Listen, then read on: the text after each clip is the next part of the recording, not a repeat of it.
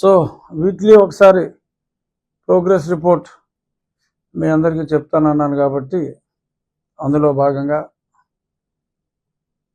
ఈరోజు కలెక్టర్ గారిని joint collector గారిని కూడా సుమారు 1 గంటన్నర పైగా సమావేశం అవ్వటం, వేరియస్ వర్కుల గురించి మాట్లాడటం జరిగింది.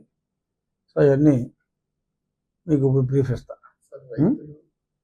మీటర్లు పెట్ట గతంలో టీడీపీ ప్రభుత్వం కూడా రైతులకు మీటర్లు పెట్టమని చెప్పి ఇప్పుడు మళ్ళీ పెడతామని చెప్పి చెప్తుంది కదా సార్. ప్రతిపక్షం పెట్టమని చెప్పి అవును దాని మీద ఇప్పుడు పెడతామని చెప్తుంది. పెడతాము అని అనలేదు కదా. ఓకే సరే, ఇప్పుడు నా ప్రోగ్రెస్ రిపోర్ట్ కన్నా ముందు మీరు అడిగిన ప్రశ్నలు చెప్తా. ఇంకేమన్నా ప్రశ్నలు ఉంటే చెప్పండి.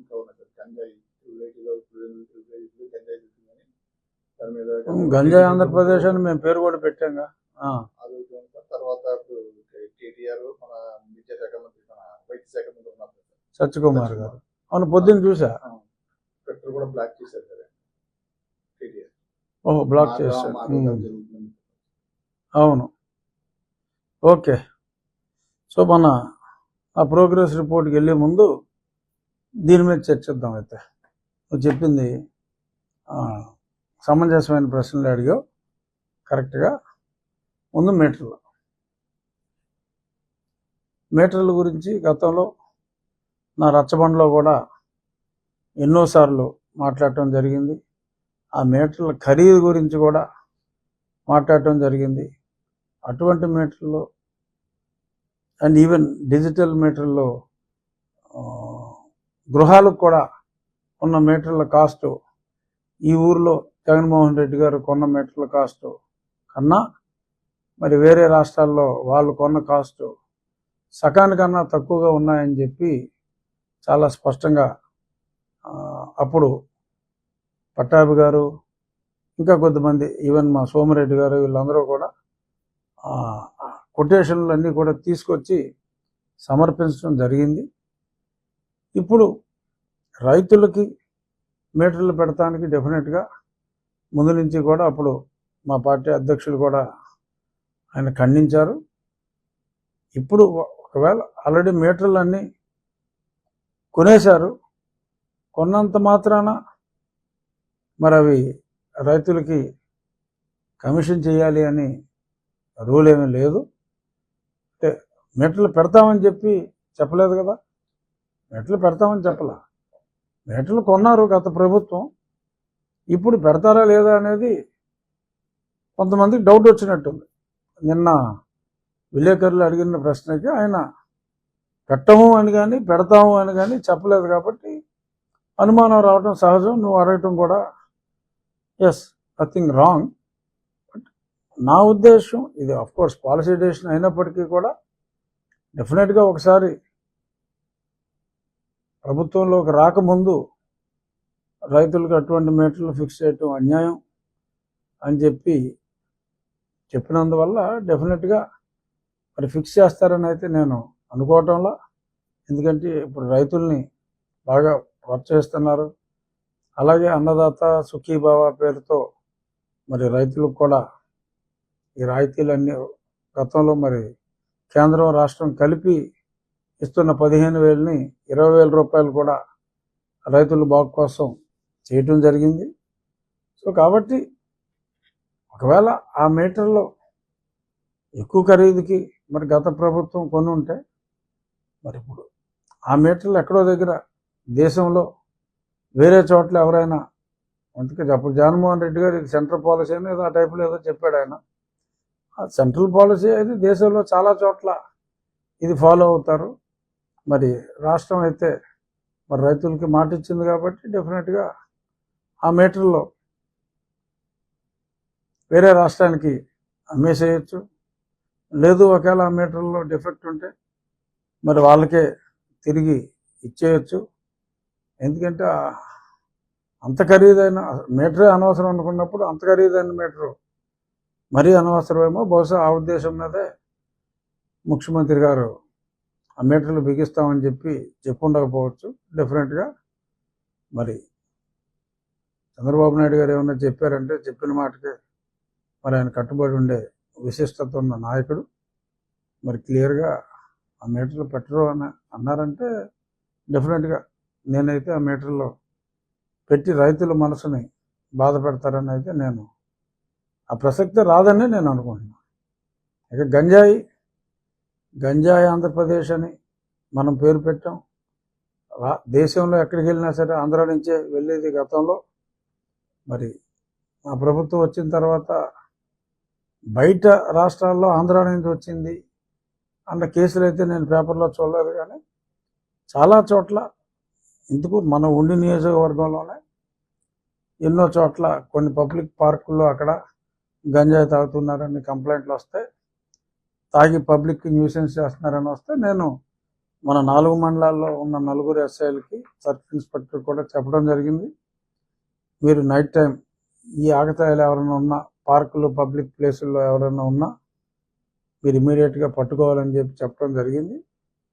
మరి వీళ్ళు తిరుగుతున్నందువల్ల దొరకలేదా మరి తెలియదు, కానీ పట్టుకున్న దాఖలాలు అయితే లేవు. కానీ చాలా కళాశాలల దగ్గరే కాదు, ఇప్పుడు అక్కడ ట్రిపుల్ ఐటీలో దొరికిందంటే గ్యారంటీగా, మరి లేకపోతే అంత కూడా ఎందుకు చేస్తారు కాదు. అది ట్రిపుల్ ఐటీ పులివెందులే కాదు, ఆ ట్రిపుల్ ఐటీయే కాదు, చాలా కాలేజీల్లో కూడా ఈవెన్ మరీ ఎలిమెంటరీ స్కూల్ కాదు కానీ హై స్కూల్స్ దగ్గర కూడా మరి విరివిగా గంజాయి దొరుకుతుందన్నారు.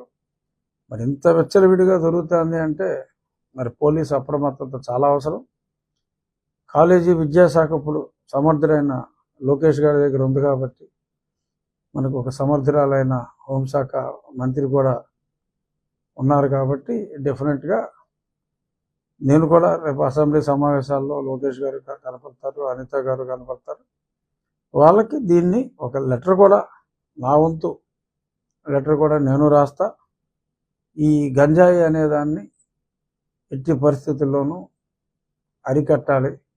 చాలా చోట్ల టూత్ బ్రష్లు, టూత్ పేస్ట్లు దొరికినట్టు గంజాయి దొరుకుతుంది అనేది గతంలో మేము మాట్లాడాం. ఓవర్ నైట్ అదేమి తగ్గేది కాదు, అన్లెస్ ఉక్కు పాదం మోపితే తప్ప.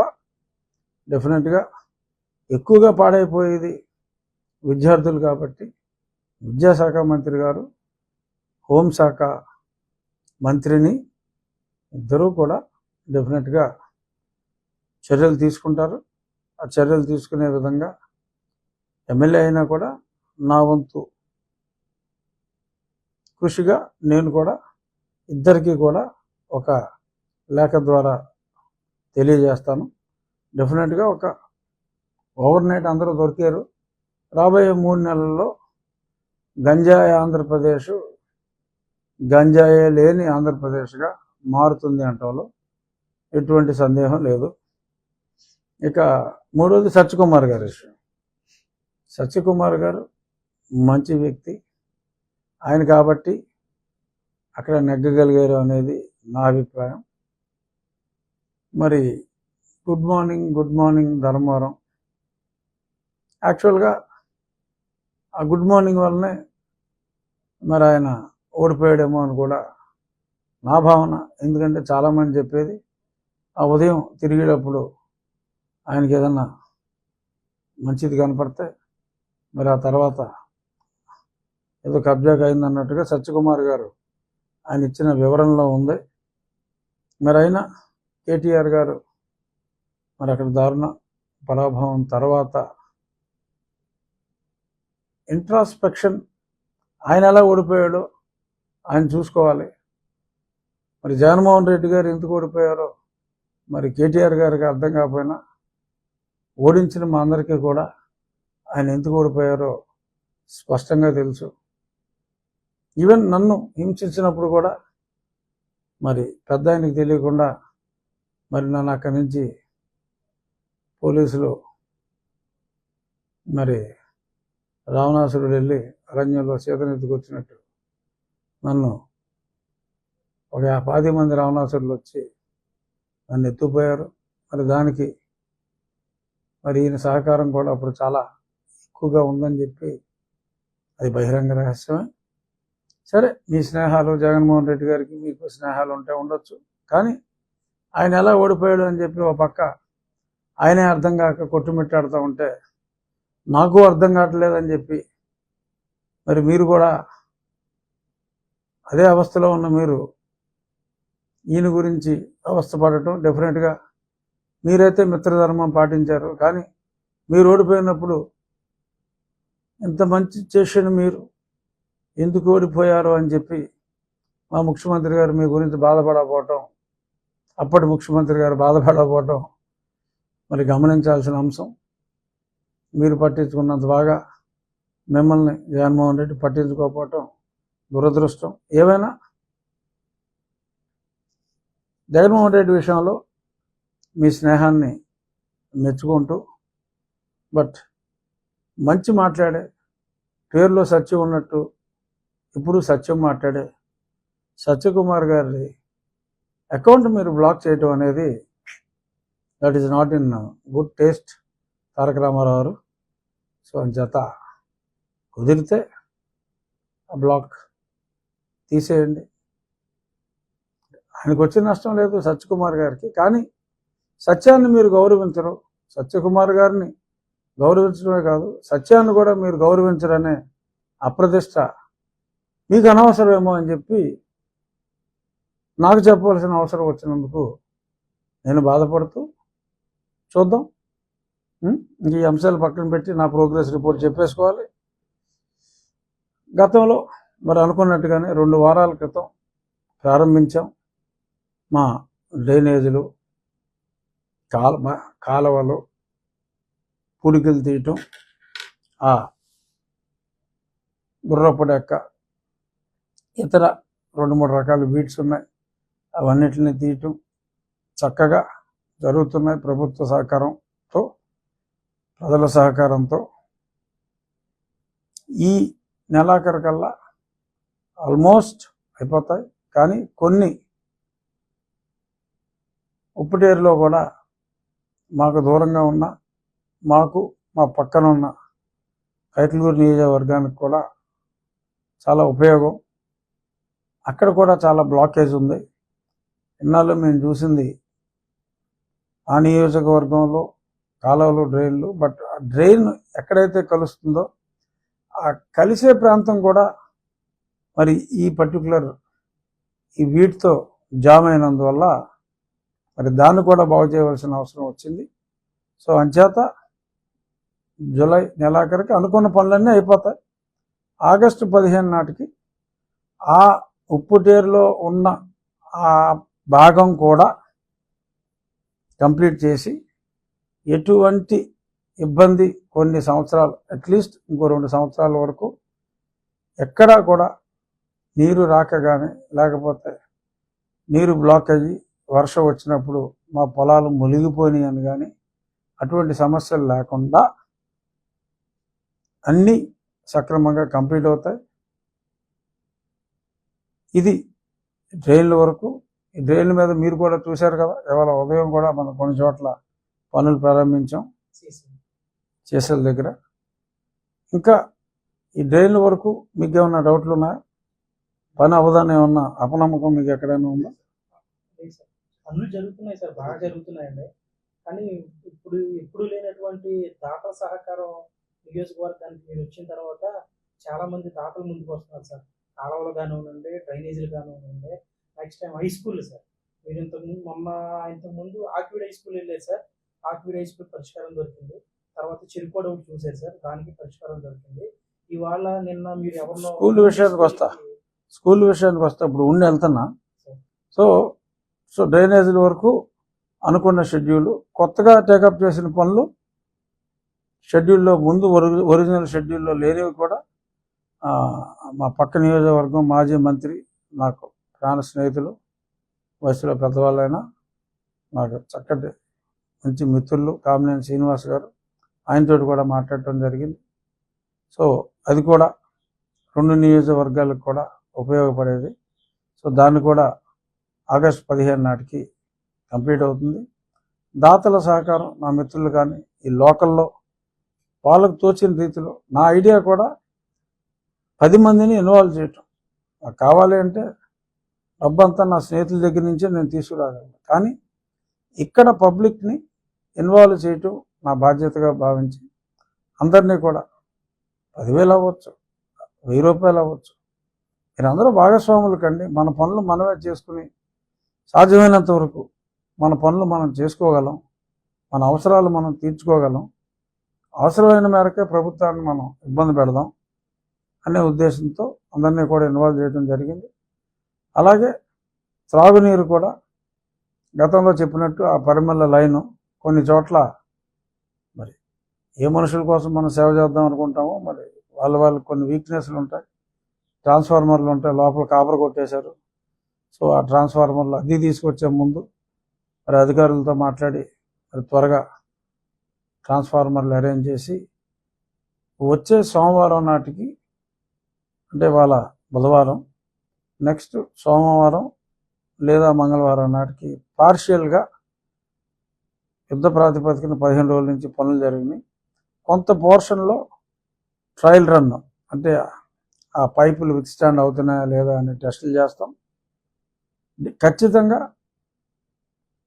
కొత్త ట్రాన్స్ఫార్మర్ వేయవలసి వచ్చినా కూడా అన్నీ కూడా అధిగమించి ఆగస్టు 15 నాటికి అనుకున్నట్టుగా ఫస్ట్ ఫేజ్ పరిమళ నుంచి ఆకివీడు వరకు పైప్ లైన్ని అనుకోని అవాంతరాలు ఏదన్నా వస్తే తప్ప ఖచ్చితంగా అక్కడికి 1 వీక్ క్వశ్చన్ పెట్టుకున్నాం. ఆగస్టు 15 నాటికి ఫస్ట్ ఫేజ్, డిసెంబర్ ఆఖరి నాటికి సెకండ్ ఫేజ్ కూడా అవుతుంది. అలాగే ఇదే కాకుండా మరి బొండాడ అనే ప్రాంతంలో ప్లాంట్ కెపాసిటీ చాలా ఉంది. 3 మిలియన్ లీటర్లు రోజుకి ట్రీట్ చేసే కెపాసిటీ ఉంది. కానీ ఆ పైప్ లైను కెపాసిటీ 11 గ్రామాలకే ఉంది. బట్ ఎక్స్ట్రా పైప్ లైన్లు వేసుకుంటే ఇంకా మనం ఎక్కువ గ్రామాలకి ట్రీటెడ్ డ్రింకింగ్ వాటర్ని డైరెక్ట్గా ఇండివిజువల్ ప్లాంట్లు లేకుండా సెంట్రలైజ్డ్ ప్లాంట్ నుంచే మనం ఇవ్వగలం. సో దానికి అక్కడ ఒక చెరువు అవసరమైంది. ఇవాళ కలెక్టర్ గారికి నేను చెప్పా, ఒక చెరువు విలేజ్ చెరువు ఉంది, ఆ చెరువుని ప్రజల అవసరాల కోసం మనం తీసుకుంటే ఇంకొక తక్కువ ఖర్చుతో ఒక 5-6 గ్రామాలకి ఇంకాస్త ఖర్చు పెట్టగలిగితే ఇంకో 10 గ్రామాలకు కూడా ఆ పర్టికులర్ ప్లాంట్ నుంచి, ప్లాంట్ కట్టక్కర్లా, లక్కీగా ఓన్లీ పైప్ లైన్ వేయాలి, బ్యూటిఫుల్ ప్లాంట్ ఉంది, అవన్నీ కూడా చేసుకునే అవకాశం ఉంటుందని చెప్పి అధికారులతోటి వాళ్ళ కలెక్టర్ గారితో కూడా మాట్లాడటం జరిగింది. సో వారు కూడా చాలా పాజిటివ్గా రియాక్ట్ అయ్యి కావాల్సిన రెజల్యూషన్స్ అన్నీ కూడా పాస్ చేయమన్నారు. సో మంచినీటి సమస్య ఆల్మోస్ట్ కొన్ని విలేజ్ రిలేటెడ్ సమస్యలు ఉన్నాయి, అవన్నీ కూడా 50% పైగా ఆగస్టు 15కి, బ్యాలెన్స్ డిసెంబర్ ఆఖరి నాటికి డెఫినెట్గా అయిపోతాయనే ఉద్దేశంలో ఉన్నాం. ఇకపోతే నువ్వు చెప్పినట్టు స్కూల్స్, ఇవాళ మధ్యాహ్నం ఉండి స్కూల్కి వెళ్తున్నాను. ఇప్పుడు 80 కాదు 90, అదే 1892, కానీ 1930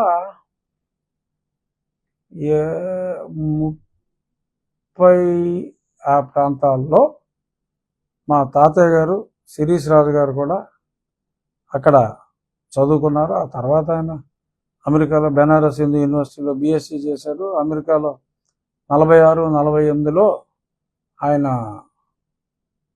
ఫార్మస్యూటికల్ సైన్సెస్లో మాస్టర్స్ చేశారు. బట్ పునాది పడింది ఉండిలో, ఆ స్కూల్లో. సో ఆ స్కూల్లో ఇంకా పాత బిల్డింగ్ని బాగా క్లియర్గా చేయటం, ఒక 5 ఎకరాల్లో అద్భుతమైన క్రీడా ప్రాంగణాన్ని ఆ బిల్డింగ్ ప్లేస్లో మళ్ళీ ఇంకొక దాన్ని పూర్తిగా రెనోవేట్ చేసి చేయటం, సుమారు 20 లక్షల రూపాయలతో. దానికి కూడా దాతలు ముందుకొచ్చారు. మా తాతగారు చదువుకున్నారు కాబట్టి నేను అందులో పార్టిసిపేట్ చేస్తా. ఇలా పాలకోడేరు, ఉండి స్కూల్ కొంచెం హెవీ ఇన్వెస్ట్మెంట్ ఉంటుంది. మిగిలిన అన్ని స్కూల్స్లో కూడా క్రీడా ప్రాంగణం అద్భుతంగా తయారు చేస్తాం. దానికి ఆల్రెడీ ఎస్ఆర్కేఆర్ కాలేజ్ వాళ్ళని, ఇంజనీరింగ్ డిపార్ట్మెంట్ని, ఫిజికల్ డైరెక్టర్ ఇందాక మీటింగ్ అయింది, వాళ్ళని అన్ని స్కూల్స్లోనూ వాళ్ళ ఇంజనీరింగ్ డిపార్ట్మెంట్ డ్రాయింగ్స్ రెడీ చేసి ఎక్కడ ఏ కోర్టు వస్తే బాగుంటుంది అనే దాని మీద హ్యాండ్బాల్ ఉంది, వాలీబాల్ ఉంది, కబడ్డీ ఉంది, షటిల్ కోర్ట్ కంపల్సరీగా ప్రతి దగ్గర ప్రయత్నం చేస్తున్నాం. ఈ అమ్మాయిని చూసిన తర్వాత, మన సింధుని చూసిన తర్వాత ఆడపిల్లలందరూ కూడా షటిల్ కూడా బాగా ముందుకు వస్తున్నారు. సో ప్రతి స్కూల్లో సాధ్యమైనంత సపోర్ట్ ఇచ్చి ఎయిర్ ఎక్కువ ప్రెషర్ లేకుండా షటిల్ కోర్టు, చక్కటి క్రీడా ప్రాంగణం ప్రైవేట్ స్కూల్లో ఉండదు, అంత స్థలం ఉండదు వాళ్ళకి. ముందు ఎప్పుడో ప్రభుత్వ పాఠశాలలో ఉంది. ప్రభుత్వ పాఠశాలల్లో అద్భుతమైన క్రీడల ఫెసిలిటీస్, చుట్టూ చక్కటి గ్రీనరీ, ఒక మంచి ఎన్విరాన్మెంట్, పాడుపడిన బిల్డింగులు ఉంటే వాడుకునే అవకాశం ఉంటే అవన్నీ కూడా బాగు చేయటం, ఇవన్నీ కూడా ఏ ఊరికి ఆ ఊరు దాతలు ముందుకు వచ్చారు. మా ఎడ్యుకేషన్ రీజనల్ జాయింట్ డైరెక్టర్ గారితో నిన్న సమావేశం అయింది. వారికి ఏ ఊరు ఏ స్కూల్కి ఏ దాత ముందుకు వచ్చాడు, మీ హెడ్ మాస్టర్ గారిని ఆయన్ని లింకప్ చేసి మీకు నేను చెప్పిన పారామీటర్స్తో అద్భుతంగా మీకు తయారు చేసి అప్పచెప్తాం. ఎక్కడైనా తరగతి గదులు కూడా నాడు నేలలో అవనే కొన్ని ఉన్నాయి, అవన్నీ లిస్ట్ అవుట్ చేస్తే నేను లోకేష్ గారి టైం తీసుకుని మేము అభివృద్ధి జరిగిన తర్వాత మేము కొన్ని స్కూల్స్ ఎంత బాగా చేసామో లోకేష్ గారిని తీసుకొచ్చి చూపెట్టి, కొన్ని మేము చేయలేనివి కొన్ని ఉన్నాయి. ఎందుకంటే ఒక 3-4 స్కూల్స్లో తరగతి గదులు లేవు.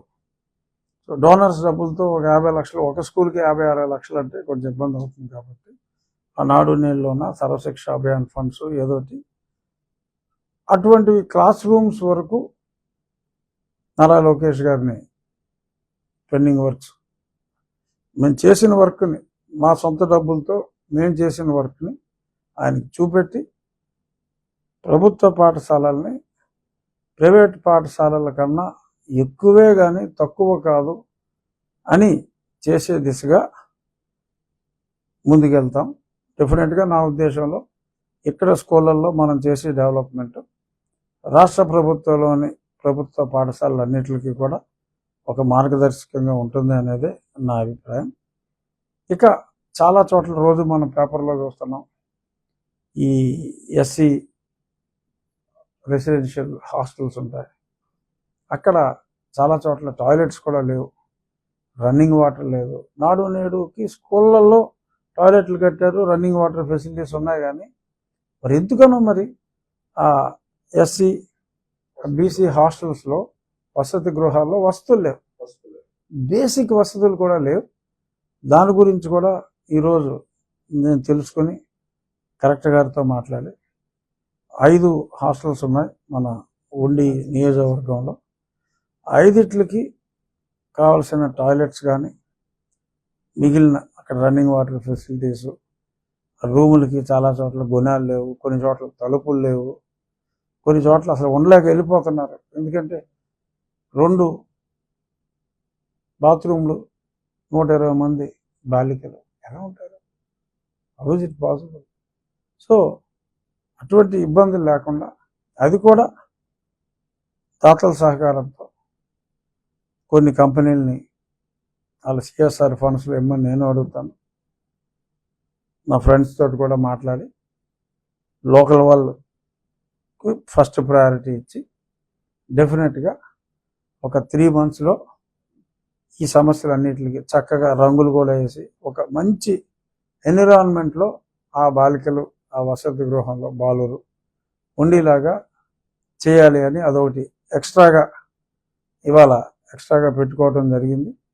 ఇదంతా కూడా పబ్లిక్ పార్టిసిపేషన్, లోకల్లో వెల్ సెటిల్డ్ పీపుల్ అండ్ కంపెనీలు, నా స్నేహితుల కంపెనీలు, నాకు తెలిసిన వాళ్ళ దగ్గర ఫండ్ తీసుకుని చక్కగా ఒక రోల్ మోడల్ స్కూల్స్ లాగా నా నియోజకవర్గంలో ఉన్న హాస్టల్స్, ఈ 5 హాస్టల్ని చక్కగా చేసి ఒక నీట్ ఎన్విరాన్మెంట్ కూడా ఉండేలాగా చేసి ఒక రోల్ మోడల్ హాస్టల్ అంటే ఉండి వెళ్ళి చూడండి, అందరూ ఇలాగ హాస్టల్స్ని చెయ్యాలి అని ఒక ప్రేరణ. ప్రతి ఊర్లోనూ మంచి వాళ్ళు ఉన్నారు, వాళ్ళకి రికగ్నిషన్ ఉండాలి, అడిగేవాడు మర్యాదగా అడగాలి. ఇవన్నీ చేస్తే ఇటువంటి చాలా చోట్ల చేయొచ్చు. ఒకప్పుడు జన్మభూమి అని చంద్రబాబు నాయుడు గారు అనుకున్నారు. సో ఇటువంటివన్నీ ప్రజల సహకారంతో చేసి ఇప్పుడు లాస్ట్ టైం మీకు చెప్పిన దానికి ఎక్స్ట్రాగా ఇదొకటి చేపట్టడం జరిగింది. సో దీన్ని కూడా చక్కగా 3 నెలల సమయంలోనే సాధ్యమైనంత వరకు అన్నీ కంప్లీట్ చేసే ఉద్దేశంలో ముందుకెళ్తున్నాం. చూద్దాం. ఇప్పుడు ఉండి వెళ్తున్నాం. ఆ పనులు కూడా ఆల్రెడీ అడుగులోతు నీళ్లు ఉన్నాయి. ఎందుకు అడుగులోతు నీళ్లు ఉన్నాయంటే పక్క డ్రైనేజ్ పూడుకుపోయి 3 సంవత్సరాలు అయిందంట స్కూల్ కానుకుని. ఇప్పుడుకిప్పుడు ఉదయాన్నే నిన్న సాయంత్రం తెలిస్తే తెల్లారేటప్పటికి ఒక బుల్డోజర్ పంపించా. ఆ పనులు ప్రారంభమైనాయి. ఆ పనులు ఎలా జరుగుతున్నాయో కూడా చూసి ఎస్ఆర్కేఆర్ కాలేజీ వాళ్ళు వస్తున్నారు.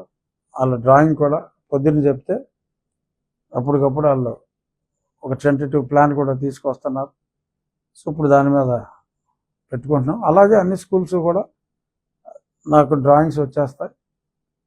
రీజనల్ జాయింట్ డైరెక్టర్కి, డిఈఓకి ఆ డ్రాయింగ్ కాపీస్ అన్ని పంపించి వాళ్ళు కూడా అప్రూవల్ అయిపోయిన తర్వాత నెక్స్ట్ 1 monthలో అంటే ఆగస్టు 15కి నాకు అన్ని స్కూళ్ళల్లోనూ విద్యార్థులు గేమ్స్ ఆడాలి. 4-5 కోట్లు తక్కువ కాకుండా ఉంటాయి ప్రతి స్కూల్లో. ఆల్మోస్ట్ అన్ని స్కూళ్ళల్లో ఆ రోజు విద్యార్థులు సెలవు రోజైనా అక్కడికి వచ్చి జెండా వందనం తర్వాత ఆటలు ఆడుకోవాలి. అది కంటిన్యూ అవ్వాలి అనేది నా కోరిక. మీరు కూడా కొన్ని స్కూల్స్కి వెళ్ళండి. ఆ వాటర్ స్కీమ్ కూడా ఎలా జరుగుతుందో చూడండి.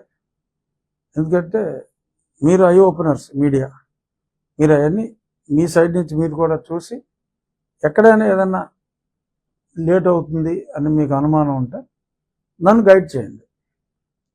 You be like watch dogs. ఎందుకంటే ఒక మంచి పని అన్నీ అనుకున్న సమయానికి ఒకసారి జరగకపోవచ్చు. సమయానికి అవ్వాలి అంటే ఏం చేయాలి అనేది మీడియాగా మీ పాత్ర మీరు పోషించి యు అలర్ట్ మీ. ఇక్కడ మీరు అవుతుంది అనుకున్నారు, ఇక్కడ లేట్ అయ్యేలా ఉందండి అని ఇలాంటివి మీరు అలర్ట్ చేస్తే డెఫినెట్గా కలెక్టర్ గారు, జిల్లా అడ్మినిస్ట్రేషన్ సహకారంతో ఆగస్టు 15 నాటికి ఒక చక్కటి మైల్ స్టోన్ని రీచ్ అవుదాం. నెక్స్ట్ వీక్ ప్రోగ్రెస్ ఏంటి, ఈ లాక్యునాస్ ఏంటి అనేది మళ్ళీ పెట్టుకుందాం. ఉచిత ఇసుక, అవును, మంచి స్కీమ్ ఇవాళ. గతంలో అనేక మంది ఇబ్బందులు పడ్డారు. చాలా దారుణం. గతంలో మరి అన్యాయంగా గతంలో చంద్రబాబు నాయుడు గారు ఉచిత ఇసుక ఇచ్చినందుకు కూడా మరి ఆయన మీద కేసు పెట్టారు. అది ఘోరమైన అన్యాయం. మరి ఇప్పుడు ఎంతో పారదర్శకంగా మీరు డైరెక్ట్గా తవ్వి తెచ్చుకునే వాళ్ళు ఉంటే ఆ విలేజ్ వాళ్ళు మీరు బల్ల మీద తెచ్చుకోండి అని చెప్పి ఆ ప్రైస్ అంతా కూడా పారదర్శకంగా, ఎక్కువ కాకుండా రీజనబుల్గా, తవ్వడానికి ఇంత, ట్రాన్స్పోర్ట్కి ఇంత.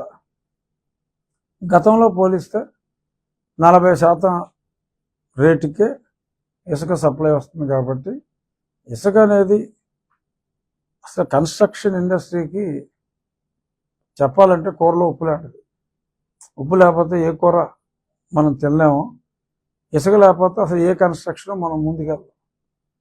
సిమెంటు పెరగాలన్నా, ఇది కన్జంప్షను, మన ఏ అభివృద్ధి జరగాలన్నా ఇసుకే మెయిన్.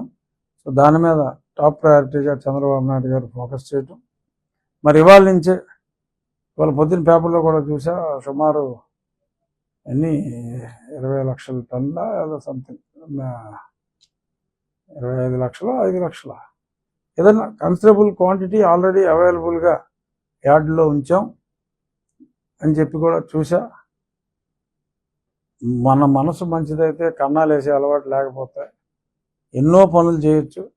అందులో భాగంగా చంద్రబాబు నాయుడు గారు, మరి కన్సర్న్ మినిస్టర్, చాలా డైనమిక్ మంత్రి మా కొల్లు రవీంద్ర, మరి వీళ్ళిద్దరూ ఈరోజు ఇంత ఫాస్ట్గా, అంటే ప్రమాణ స్వీకారం 12వ తారీఖు చేశారు. సో మరి 12వ తారీఖు ప్రమాణ స్వీకారం అంటే మరి ఇంకా మనకి 10వ తారీఖులోనే ఉన్నాం. ఇంకా 2 రోజుల ముందే, నెల రోజులు కూడా అవ్వకముందే మరి చక్కటి పాలసీతో వచ్చి బాగా అక్కడ దగ్గరలో ఉన్న వాళ్ళకేమో వాళ్ళే మోసుకు తెచ్చుకునే విధంగా ఓవరాల్గా అందరికీ కూడా అందుబాటు ధరలో, అంటే గతంలో రేట్లు చూసిన తర్వాత ఆల్మోస్ట్ ఉచితంగా, ఉచిత ఇసుకకి కొంత ట్రాన్స్పోర్ట్ కాస్ట్ ఇవి ఉన్నప్పటికీ కూడా ఉచితంగానే ఇసుక వచ్చింది అన్న ఫీలింగ్ ఉండే విధంగా మరి చంద్రబాబు నాయుడు గారు చేసిన, మా ప్రభుత్వం చేసిన ఈ కార్యక్రమాన్ని మనస్ఫూర్తిగా అభినందిస్తూ చంద్రబాబు నాయుడు గారికి మరొక్కసారి నెల గడవకు ముందే ఈ స్కీమ్ తీసుకొచ్చినందుకు పర్సనల్గా కూడా ఆయనకి నా అభినందనలు తెలియజేస్తున్నాను. Thank you.